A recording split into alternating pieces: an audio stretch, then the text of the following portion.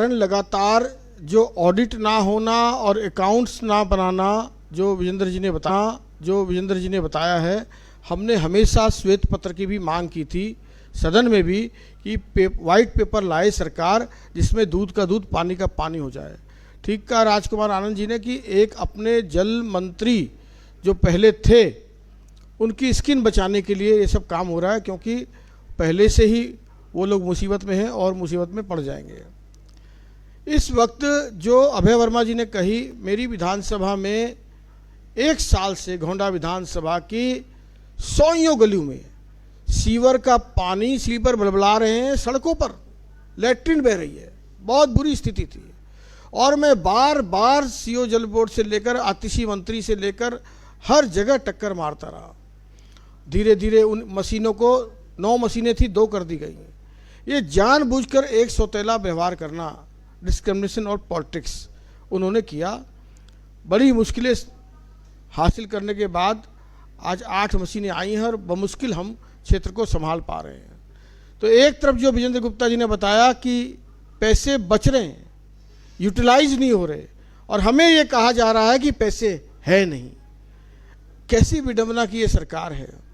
और सरकार हिसाब किताब इसलिए नहीं देती क्योंकि उसको आदत नहीं है। लिकर पॉलिसी में हो या स्कूलों के घोटाले में हो, स्वास्थ्य मंत्रालय के घोटाले में हो, और यहाँ तक कि मुझे याद है जमुना जी के साफ सफाई करने के लिए 8,000 करोड़ रुपए भारत सरकार ने दिए।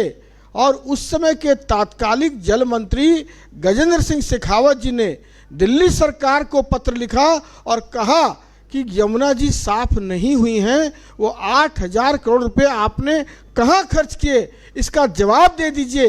तो दिल्ली सरकार ने जवाब नहीं दिया और उस पर कुंडली मारकर बैठ गए। तो ये साफ है कि ये पूरी सरकार, जितनी मौतें हुई हैं, करंट लगने से हुई हो, डूब कर मरने से हुई हो, या जो बच्चों की मौत हुई, ये सारे केस विजेंद्र गुप्ता जी वहाँ भी गए थे।